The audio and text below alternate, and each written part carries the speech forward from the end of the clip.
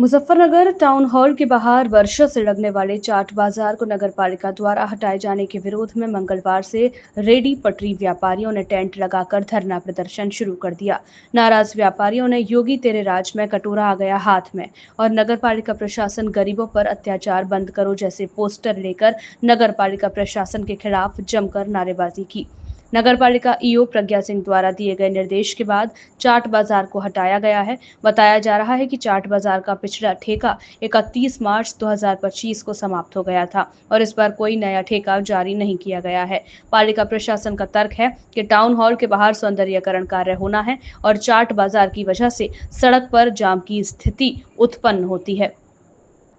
प्रदर्शन कर रहे व्यापारियों ने कहा कि एक तरफ प्रधानमंत्री नरेंद्र मोदी रेडी पटरी व्यापारियों को सम्मान निधि योजना के तहत लाभ देकर उन्हें प्रोत्साहित कर रहे हैं, वहीं दूसरी ओर नगर पालिका गरीबों की रोजी रोटी छीन रही है। चाट बाजार वर्षों से चल रहा है और यही हमारी आजीविका का मुख्य जरिया है। पीड़ित दुकानदार ईश कौशल ने रॉयल बुलेटिन को बताया, 31 मार्च को पिछला ठेका खत्म हो गया, लेकिन इस बार कोई टेंडर ही नहीं जारी किया गया। हम बार बार अधिकारियों और जनप्रतिनिधियों से मिल रहे हैं, लेकिन समाधान नहीं निकल रहा। अब मजबूर होकर धरना दे रहे हैं। उन्होंने आरोप लगाया कि पालिका अधिकारी चाट बाजार को जानसठ पुल के नीचे स्थानांतरित करने की बात कर रहे हैं, लेकिन वहां ना तो फैमिली जाएगी और ना ही व्यापार चलेगा।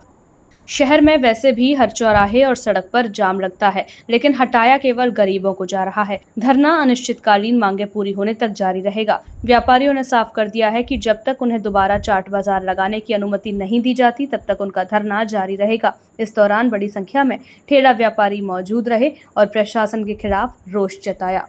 मेरा नाम ईश कौशल है भैया।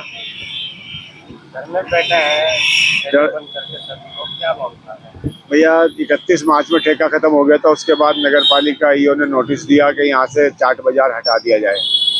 कितने सालों से यहाँ बैठे हैं, नगर पालिका को पैसे भी देते हैं, जो लोग फ्री में खड़े हैं वो खड़े हैं और हमें हटाया जा रहा है।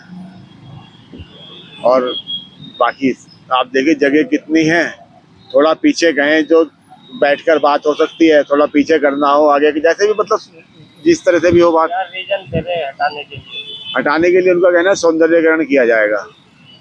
यहाँ पर जाम लगता है। अब जाम तो शहर में कोई, मेरे ख्याल सड़क कोई चौराहा है ऐसा नहीं है जहाँ पर जाम लगता हो ना लगता हो, हर जगह लगता है जाम तो।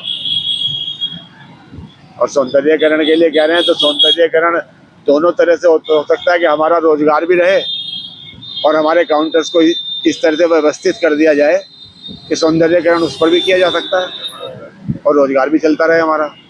कहीं और ट्रांसफर करने की बात कह रहे थे। पुल के नीचे कह रहे हैं, जानसठ पुल के नीचे, वहाँ पर आप जाकर देख के आइए। वहाँ पर मुझे आप ही खुद कह देंगे कि वहाँ पर तो संभव नहीं है, फैमिली नहीं जाएगी ना वहाँ पर। फैमिली नहीं जाएगी। उसके अलावा आप देखें यहाँ पर अगर ट्रैफिक की समस्या बताई जा रही है, वहाँ तो सड़क ही इतनी है कि बसें भी आती जाती हैं।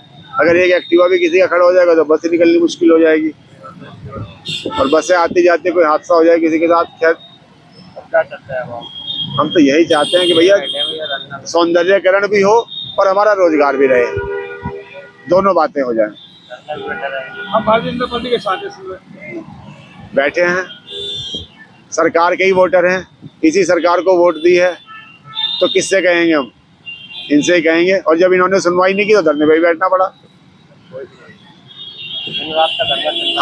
हम 5 दिन से लगातार 5 दिन तक घूमते रहे सबके पास, लेकिन कोई सुनवाई नहीं की गई।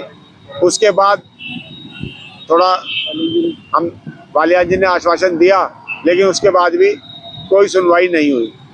तो आखिरी में ऑप्शन हमें यही दिखाई दिया कि यहाँ बैठे तो शायद हमारी बात मानी जाए, सुनी जाए। बात हुई किसी अधिकारी से धरने बैठने के बाद? अधिकारी से तो किसी से बात नहीं। धरने पर बैठने के बाद ईओ आई थी अंदर से, उन्होंने ये सारी बैरिकेटिंग करा दी। आप दिखा दीजिए बैरिकेटिंग, दर्शकों को भी दिखा दीजिए अपने की बैरिकेटिंग किस तरह से करा दी गई है यहाँ। जब ये बैरिकेटिंग होकर इस तरह से काम हो सकता है तो यही बैरिकेटिंग पीछे करके हमारी हद बना दी जाए कि हम उससे आगे नहीं रहें, उस तरह से रोजगार और सौंदर्यीकरण हो जाए।